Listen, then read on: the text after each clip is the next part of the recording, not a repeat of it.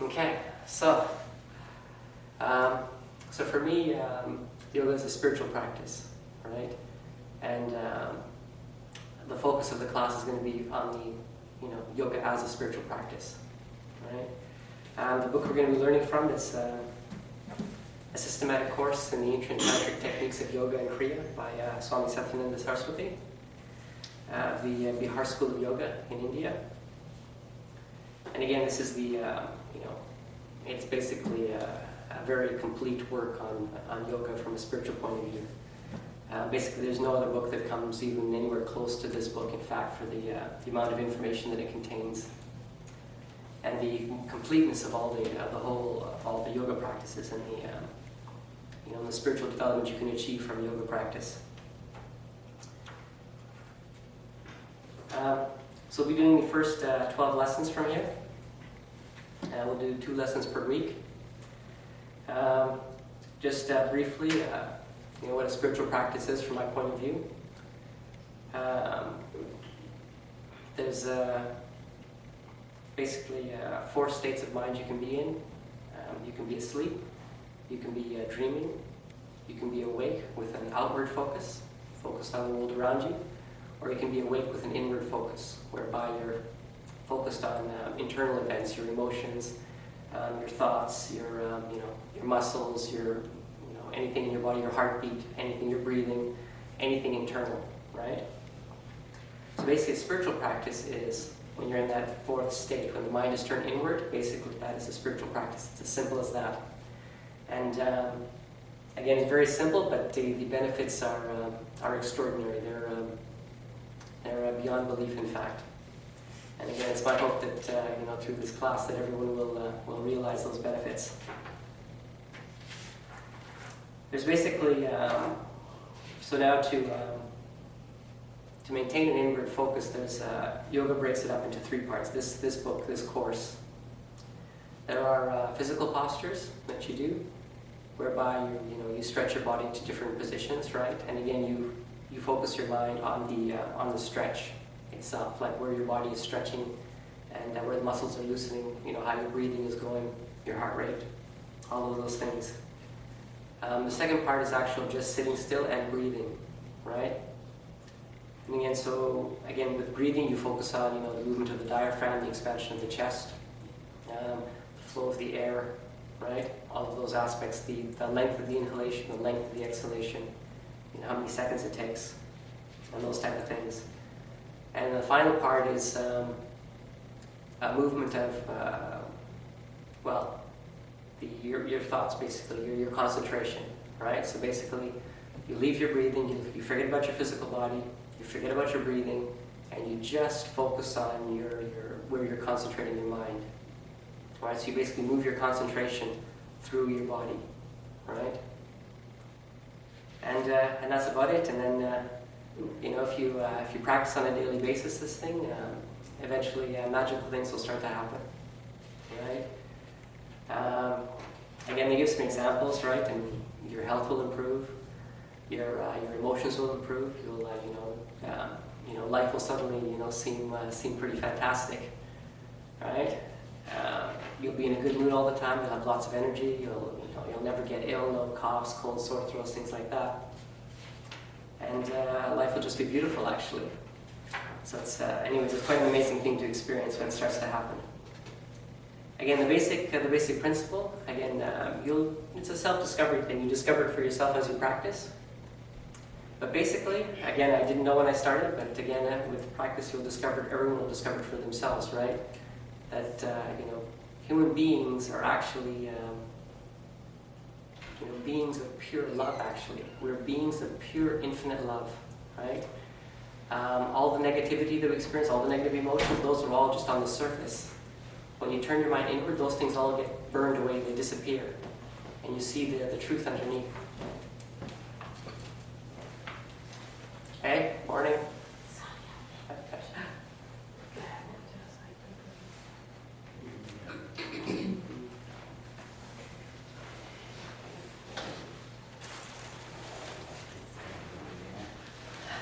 Right.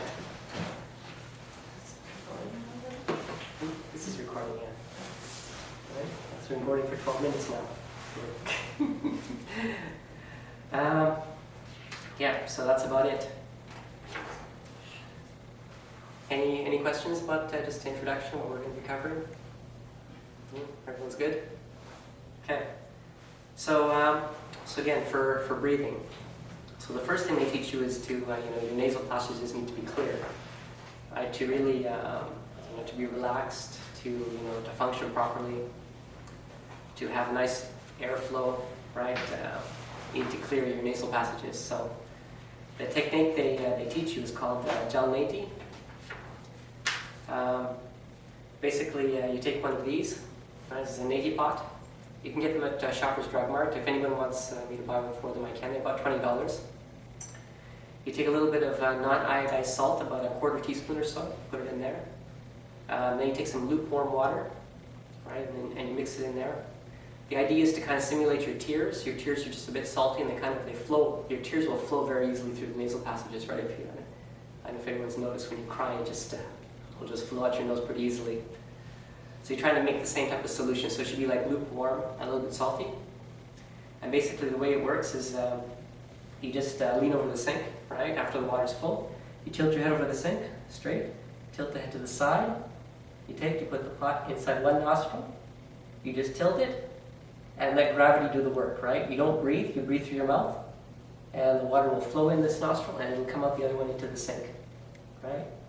Usually I do about half the pot. You can either do the full pot on per side, make 2 batches, or I usually do about half the pot one side, and I do about half the pot on the other side. So same thing, just tilt forward, put it there, tilt it to the side, and then gravity will just do the rest of it.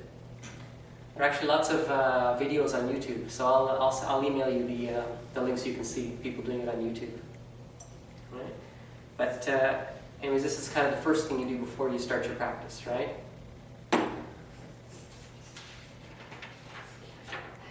Any questions about that? Again, I mean, It doesn't go inside. That's right. So the trick is to get your. Inside. That's right, exactly. The nostrils are connected, right?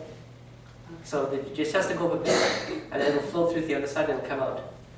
Actually, everything's connected, right? So it's your nose. You won't shock. That's right. So it can go in your mouth if your head is not tilted properly. So again, your head should be like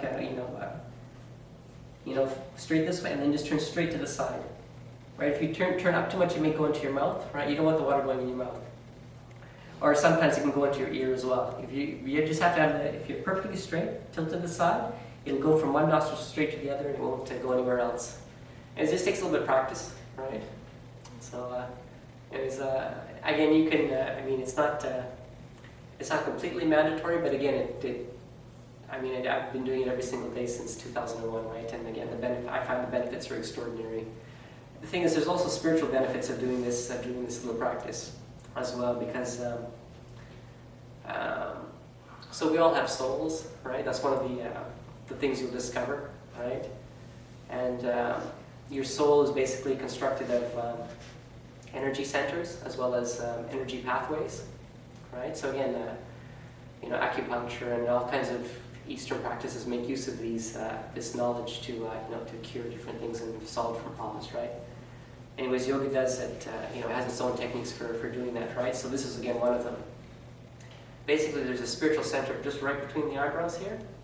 So when you do this practice, it actually kind of starts to stimulate and purify that center, right? So just doing this, passing the water through, right? We'll do that. So that's the other kind of important benefit of this practice. And the 12 lessons I'll be teaching, the focus of all 12 lessons, in fact, is to develop sensitivity to that center, right? So basically, you will feel it, right? Like when that center activates, you'll feel it. So that's my objective. That by the end of the 12 lessons, or 6 or 7 weeks, that you will all be able to activate that center and feel it, right? So next thing we'll do is some of the asanas. So eventually we're going to be. So the process, the whole course, like the whole book, right? If I'm going to summarize the whole book, like I said, we're going to do 3 things, right? asanas, physical postures, breathing, pranayama, and the meditation, right? So the focus of, like I said, what I'm going to teach right now is to awaken this center, right? Next year I want to do the advanced courses, which again awaken all of the main spiritual centers in the body, right? All of the main energy centers, the chakras. And actually there's main chakras, there's like shastrams, reflection, chakra reflections, and there's other special points. There's about 12 that you have to awaken, right? From the perineum, base of the spine, the pubic bone, navel, center, just opposite the navel at the back, center of the chest, opposite that on your back, on your, again, Adam's apple in men, but a similar location in women, and the back of the neck, just opposite the back of the neck. Brahmudya is here between the eyebrows. At the top of the spine, at the pineal gland, there's a chakra, the Ajna chakra. At the back of the head, Bindu, just above the, just not quite directly behind, slightly above where the pineal gland is. On the back of the head, Bindu. Top of the head, Sahasrara. So the advanced courses should actually, we're going to, if you finish the beginning classes and you participate in the advanced classes, we'll awaken all of those centers, right? Basically, you'll be able to move your mind to each of those locations and like stimulate it, and you'll feel it, right? You should feel awake. So again, once all of those are awakened, that's kind of the advanced practices, and the final practices are Kriya Yoga. So once you've developed sensitivity to these places, right, you've like focused on each one and awakened each one of them, so that they're, they react to your concentration fairly easily, right? You just have to spend, just move your mind there, and they'll awaken. Then you begin the practice of Kriya Yoga, right? And the objective of Kriya Yoga, and again, so like I said, the whole thing, right? The whole thing is just to realize that we are beings of pure love, right? To be in a state of pure love every minute of every day, right? Like zero negativity, right? Zero, just basically all negative emotions are gone completely from your system, no matter what is happening around you. You see the truth in everything, right? You see the truth of everything, and because you see the truth in everything, you realize that it's all 100% pure love, right? Again, it's hard to understand, it's hard to explain. You kind of have to experience it. You have to do it, and then you realize for yourself, and you work towards making your whole life actually become pure perfection. Every minute of every day is just pure joy and pure perfection, right? Again, that's at the final stages, right? So so a big part of it actually, so Kriya Yoga. So the final thing when we're doing the Kriya Yoga practices, right, which is to awaken the Kundalini energy. So that's the final step. Once you've awakened all the energy centers, then you awaken the Kundalini energy, which is which again is it's an enormous power that exists inside of all of us. It's at the Muladhara chakra, that's at the base of your body, and that's where they say it's stored, and then it rises up to Sahasrara, and again it's a phenomenal amount of energy. And again, you need to be very fit at that point. You need to be very strong, physically fit, mentally fit, emotionally fit, to kind of withstand the release of that energy. But then again, that'll be like a few years from now, if we're all starting, right? And again, at that point, you have full awareness of all of reality and all of the different dimensions of reality. That's the other thing too. We have souls, we've had many past lives. There's a whole bunch of stuff in ultimate reality that you gradually will become aware of, right? As things progress. All of your past lives, your future lives. Time doesn't even exist. The whole true nature of it. This is just a material existence, is just a very tiny part of all the different, 12, 13, 14 dimensions of all of reality, right? Again, they're proving that in physics now these days, in superstring theory, if you follow that research. They're starting to realize this in the scientific world as well, that the universe is more than just 3 dimensions. Anyways, I'll email you some of those links. So anyways, let's begin with the practice now. Any questions before we start? No? Okay, sounds good. So first, so a big part of it, right? So the Kriya Yoga practices, it's about 3 hours, basically sitting the entire time. So you have to be able to sit for like a long time, still, comfortably, right? So the key to doing that is, again, having the legs physically fit, right? And to be, not get your legs getting numb or falling asleep, things like that, right? So very first practice is very simple, right? Just loosen up the legs a bit, right? So first thing, we're going to loosen up the ankles, right? So just legs out in front of you, right? Take your right leg, just cross it over, back, and just loosen up your ankle a bit, right? So just rotate it like clockwise a few times, and then counterclockwise. So again, in a class setting, you're not actually doing yoga from my point of view, right? Because your focus is on the instructor and actually learning the movement, right? The key now is to each day practice at home on your own and have your mind on what your ankle is experiencing. So have your mind on the feeling, on the muscle movements, right? And if there are any stiffness, any kind of, twinges of, aches and pains, things like that, just be aware of that, take your mind there, release them, make it loose, make it free, all right? Relax, basically, right? So we do the other ankle now, same thing. You can even see how your knees feel in your back, the whole thing, right? And the main focus is on the ankle.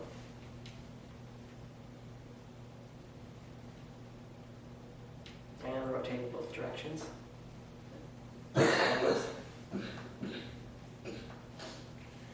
Okay. So after that that was the ankle crank. After that we have the half butterfly. So this one is similar. This one you now take your foot, try to bring it as close as you can into your stomach, right? So try to push your heel into your stomach if you can, right? And rest it on your thigh. And then you take your knee, and then you try to push your knee to the ground, right?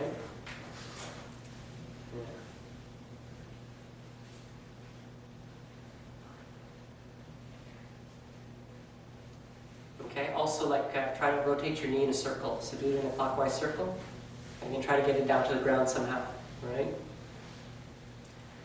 Again, it's actually, a lot of it is just mental, right? If you go home, you put your mind on where it's tight, you concentrate on loosening up wherever you feel tightness. You put your mind there, you do this, concentrate on making the tightness go away. Keep going, eventually your leg will be loose, really loose. And you'll have no trouble getting it to the ground.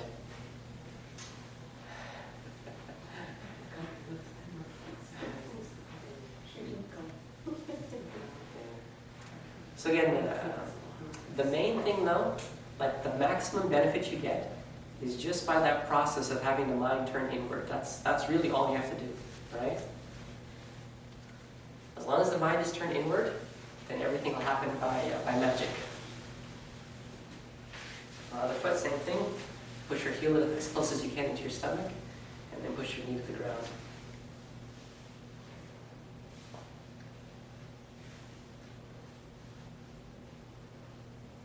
Okay. And then do circles. Clockwise.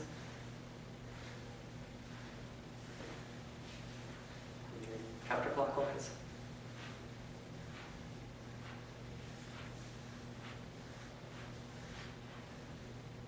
Okay. After that is squat. Right? So just like this. Right?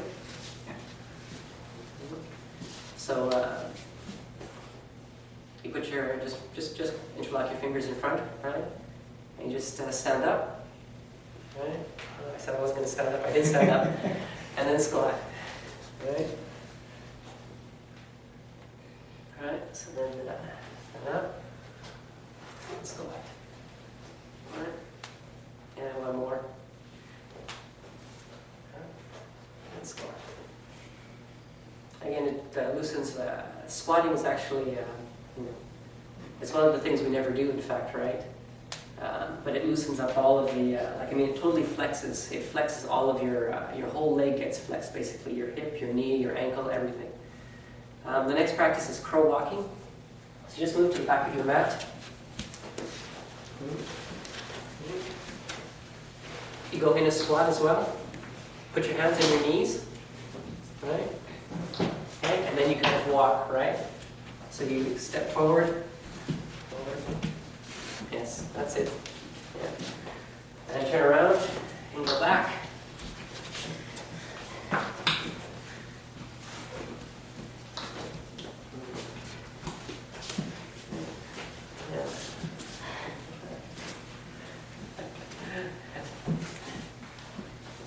So again, basically all the muscles in your leg were like worked out, right? It gives a good workout to all of the muscles in the leg, right?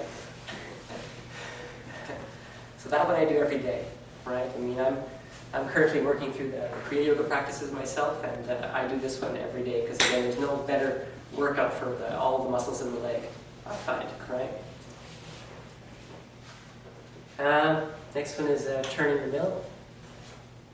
Again, this is kind of like a little bit of a sit-up one with a little bit of a twist to it, right? So again, you just take your hands, go back, and you kind of like turn like a circle, right? So try to like, again, go back over your knees and then try to get over your toes, right?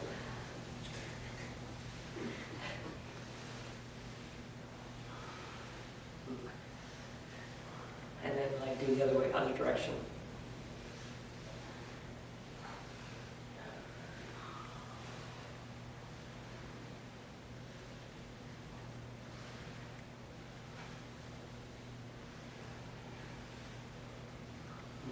So yeah, that one's good for the stomach. Right now.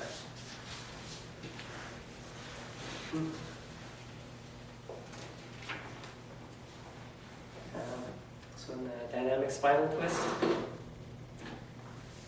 So this one you spread your legs out. All right. Hands like this, and then you do to each toe. So this hand goes to that toe. To the other toe.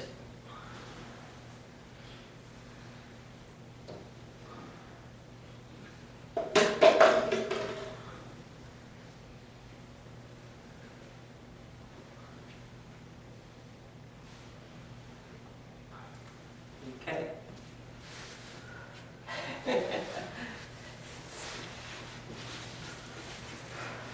And the final one is just neck rotations. Right? Well, actually, for the lesson one, actually. So just sit and you just drop your neck forward, and then back, and then to the right side, to the left side, and then to the front again. And now we'll kind of roll it. So rolling to the right, and rolling to the back, then to the left, and to the front. And we'll do one roll the other direction. So roll to the left, to the back, to the right, and to the front. Okay. So I'll also do the lesson 2 asanas as well.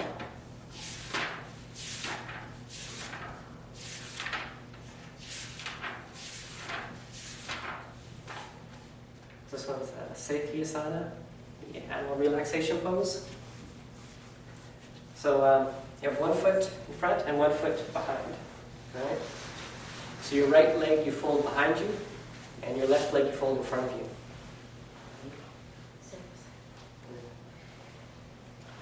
Okay, and you bend, you just lie down on the leg that's in front of you, the left leg.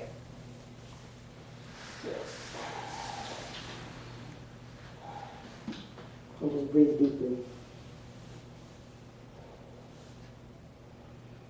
And feel the stretch.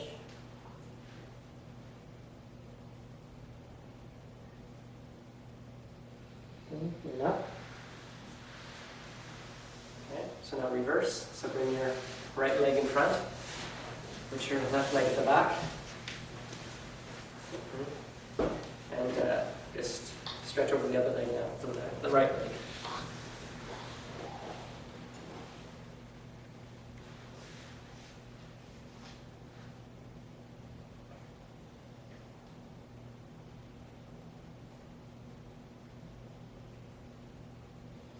And up. So what part are you really stretching? Yeah, I feel the stretch right here, but Yeah. oh, okay. Yeah.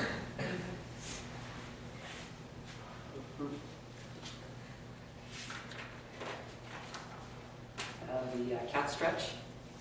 So this one's on all fours. And then you inhale and you look up and arch your back down.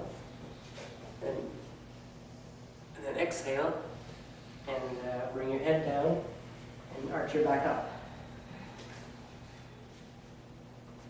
Inhale.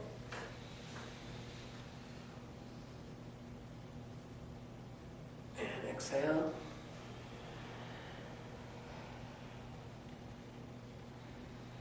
Inhale.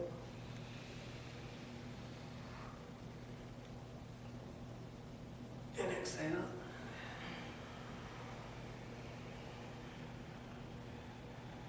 Inhale.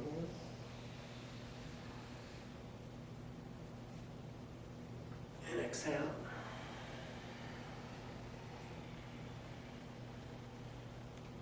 Okay. So let's introduce some of the the simple meditative asanas.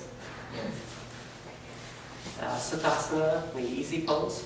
So again, everyone knows that one. That's just sitting with your legs crossed, right? It's very basic, sitting with your legs crossed.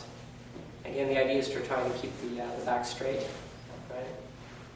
But just like that, right?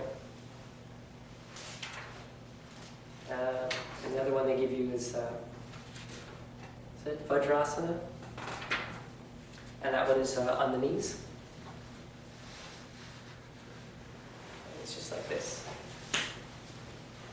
So what's good about this one is that this one, your back is straight. Pretty much anybody who sits in this position, their back is going to be straight, right?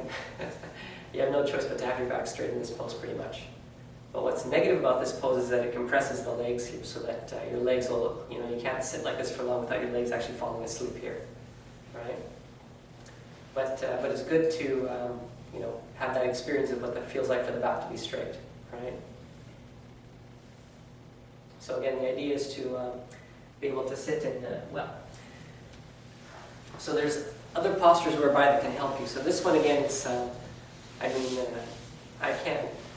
you need to have like a good tilt on the pelvis to actually get your back straight from this position, right? So again, basically just by doing the stretches, eventually you'll be able to, sit with legs crossed and the back straight, right? And again, we'll learn later on more advanced forms of this that'll accentuate. So again, you're probably familiar with the lotus posture, for example. One of the Kriya practices require that, right? So that's if you bring your legs up instead, right? That has the natural effect, right? It brings your knees down and it tilts the pelvis forward, so your back actually kind of automatically goes straight, right? But this will be a while still.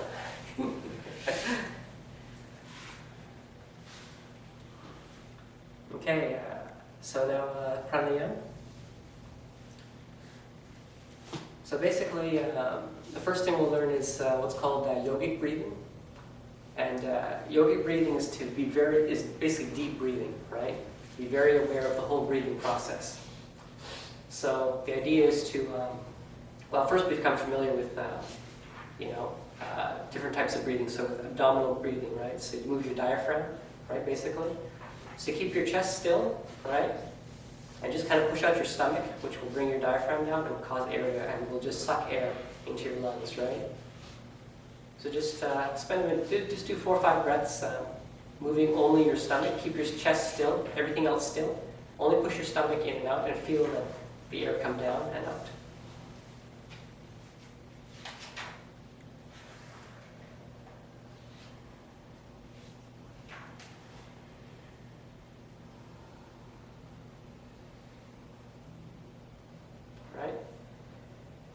The second type is with expanding the chest, right? So this time keep the stomach still and just expand your chest and bring air into your lungs just by expanding your chest.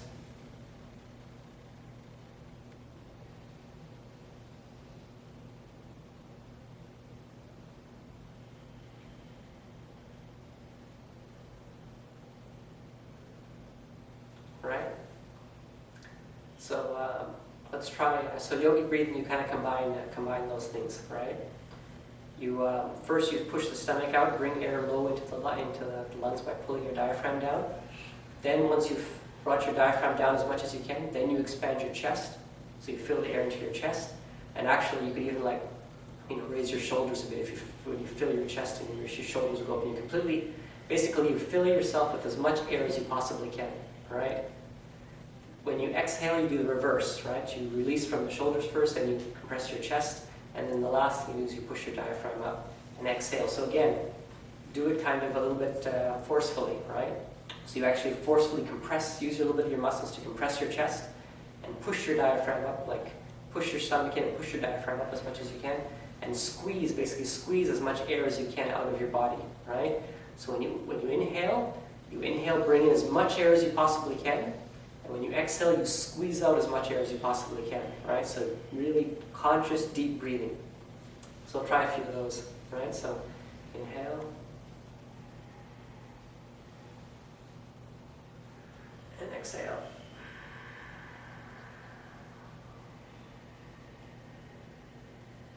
As much as you can. And inhale.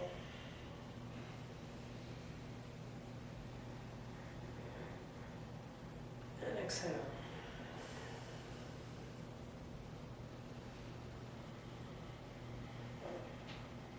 Okay, just keep going a few more times.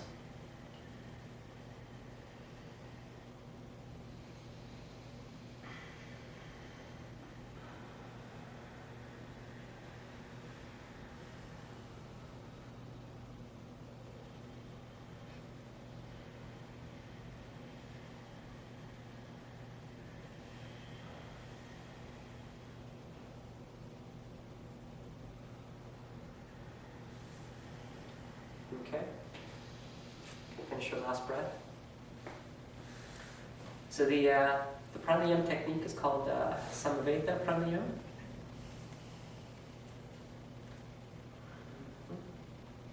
Okay, so again, you do it with your eyes closed. You sit in the meditative posture, sukhasana.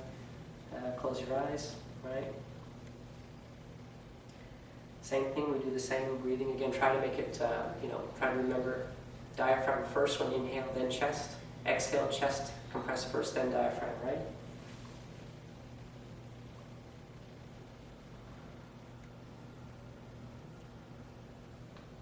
Yeah, so this practice is basically the same thing we just did, except after you inhale, just hold the breath for 1 or 2 seconds, right? Then exhale completely. Completely. Hold for 1 or 2 seconds, and inhale. So only through the nose, right? We don't use that's right, exactly. You always breathe through your nose. So all of the practices, the whole thing, when you're doing asanas, breathing, meditation, you only breathe through your nose. You never breathe. The only time you breathe through your mouth is when you're doing this, when you got water in your nose. Other than that, you're always breathing through your nose, right? That's very key, in fact. Okay, so we'll just give that a try. So again, just breathe deeply, hold the air for 1 or 2 seconds, and then exhale. Hold it up for 1 or 2 seconds, and then inhale. So just do like 3 or 4 times. All right, give it a try.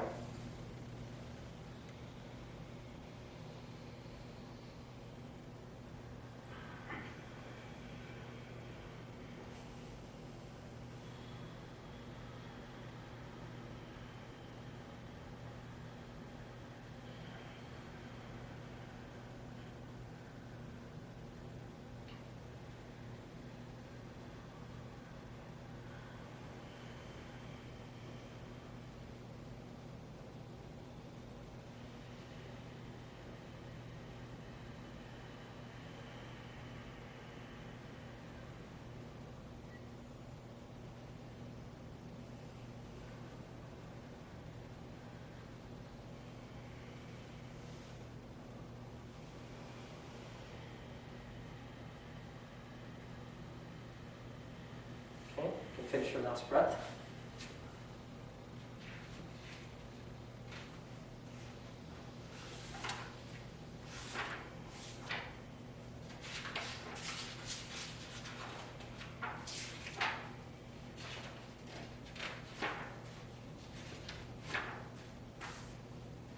So the final practice is it's the first meditative practice. So the first meditative practice we'll do in a lying down position, the corpse pose. The practice is called Shavasana, right? Again, just to get you used to it. So starting next week, though, we'll be doing the meditative practice sitting up, right? So one of the key things is to relaxing the muscles of your body, right? For meditation to work, you should be completely relaxed. You should be able to forget about your body, right? You forget about your breathing, as I mentioned before, and just move your mind, right? Just be able to constantly move your mind through your body, right? And what I'll do is I'll guide you. Like for the first time here, I'll guide you through the instructions. But again, ideally, you should actually memorize the sequence of instructions yourself, and then guide yourself. Do a self-guiding practice, right? When you practice on your own. Okay, so the first thing you do actually is so a good way to relax the body is actually to first tense it. So we'll do the boat pose like 2 or 3 times, and basically the idea there is you tense every muscle in your body and then relax. Then tense every muscle in your body again and then relax. And then after that, I'll begin guiding you through the Shavasana. So both poses like this, you just lie on your back.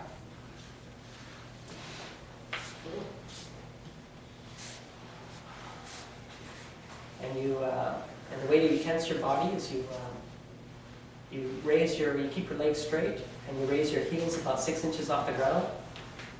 And at the same time, you lift your head off the ground and lift your arms off the ground, and you tense every muscle in your body, like consciously tense everything, and then relax. Okay, we'll give it a try. Raise up and tense.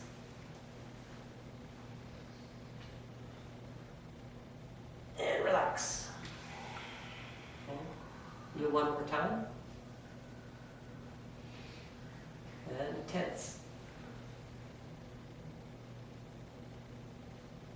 And relax. Okay, remain in a lying position. Close your eyes. Your legs should be slightly apart. Palms facing upward.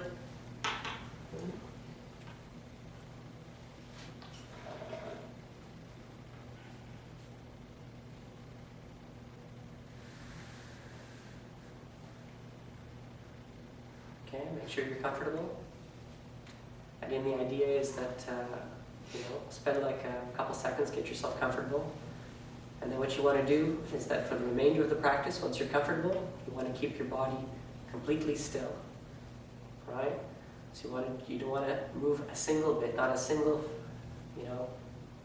bit, right? Stay completely, perfectly still. Okay.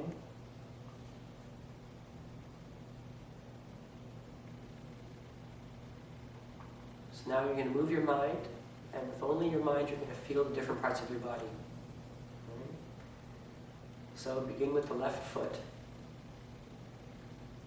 So move your mind to your left foot, and be aware of it. Right? Are any of the muscles tensed or relaxed? Right?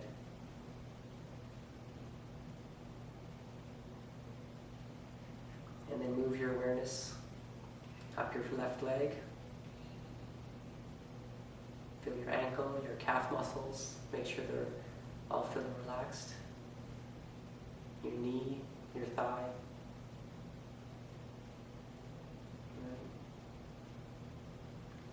Be aware of the contact between your leg and the floor. Right? Feel the contact points with your heel and your calf, your thigh. And just be aware of your whole left leg.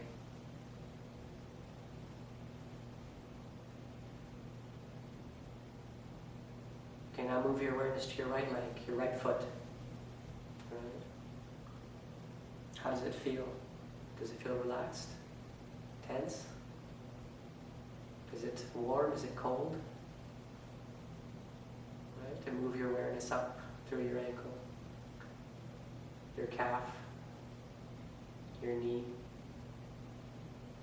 your thigh. Again, feel the contact with the floor.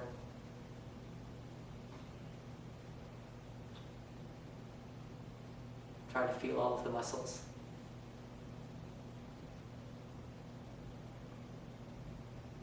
Now move to the pelvic area, right? Feel the contact between your buttocks and the floor. Feel all the muscles in your pelvic region. Is it all relaxed? And now move up to the lower back. And your stomach. Your upper back. Again, feel the contact points with the floor. Feel the muscles. Are they relaxed? And your chest.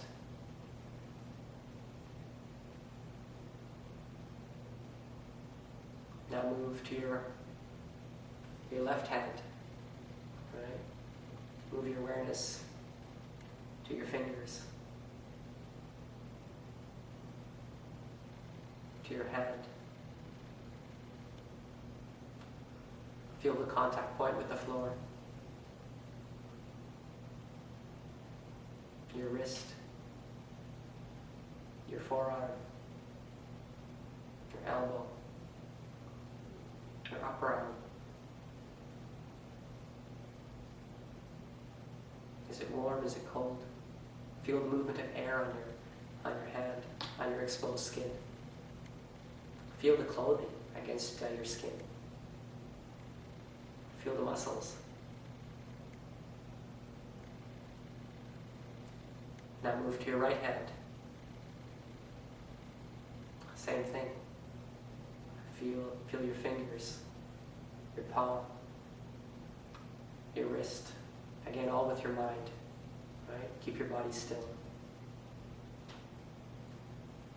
Your wrist, your forearm, your elbow, your upper arm. Contact with the floor. Contact with your clothing. Contact with the air. Feel.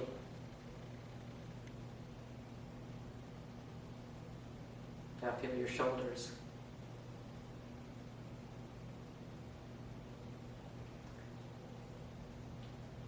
And your neck.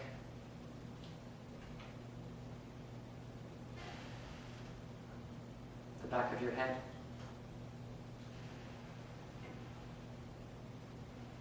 Your cheeks. Are your cheeks relaxed? Your tongue, is your tongue relaxed? Your lips?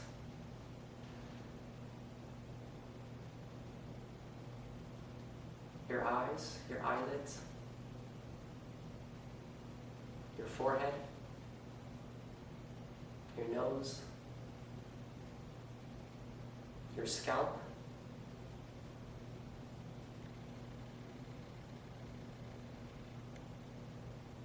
Now feel your whole body. Feel all the contact points between your body and the floor. Feel that your body is becoming very heavy. It's so relaxed now. You're actually sinking into the floor.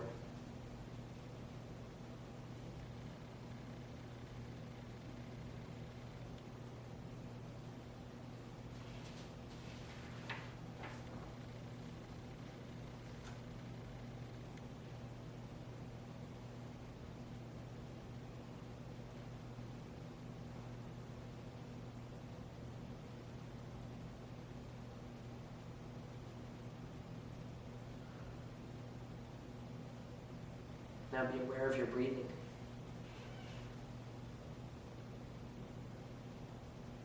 Feel the flow of air into your lungs and through your nostrils.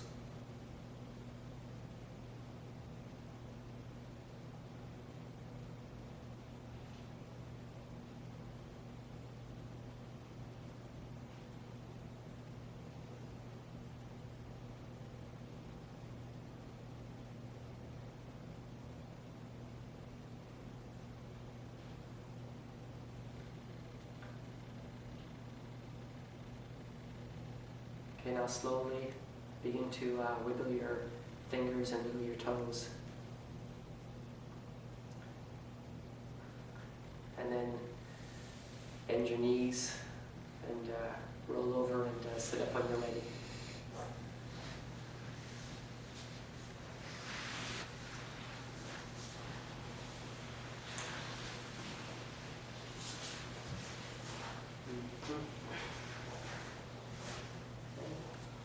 So that concludes our first class. Any questions? When we're in relaxing position, do we breathe the same way? You breathe just normally, very relaxed breathing, right? Normally. Yes, that's right. So for the breathing practice, it's the very full yogic breathing, where you fully inhale, you fully exhale. When you go to the meditative state, though, the meditative state is just very normal, perfectly normal breathing, very relaxed, right? You don't have any like breathing, like no effort. It should be effortless breathing, right? So the pranayama practice that you do with a lot of effort, the breathing. But for meditation, the breathing is completely relaxed, just completely normal. You don't even think about it. It should be like you completely forget about the breathing. But the technique is the same. You start with your stomach and then. Actually, don't even think about it. Don't think. Don't think about it at all. Just let it happen naturally. Whatever natural way you breathe, just let it happen naturally, right? And what happens with the breathing practice, by doing it consciously during the breathing practice, your meditative breathing will naturally become correct, actually, right? So let that happen naturally on its own, automatically, over time, right? Yeah. So, anything else? Okay, well, so again, same time next Saturday then. Okay, and I'll email you with other instructions. And you can let me know if anyone wants one of these. I can pick it up, it's just near my place. What is it's called? Neti pot. So it's at drugstores, it's available? I don't know. I know near my house in Canada there's one. Anybody else has found one here in Ottawa? There's a shopper's store, Shoppers store. Shoppers? Yeah, and I bought mine on the internet. It was only $9.99. Okay. Yeah, or on the internet, that's right, if you can find cheaper. Right? So, Good. Yeah. are you planning to do 2 chapters per class? That's right. 2 chapters. 12 chapters in these 6 classes? That's right.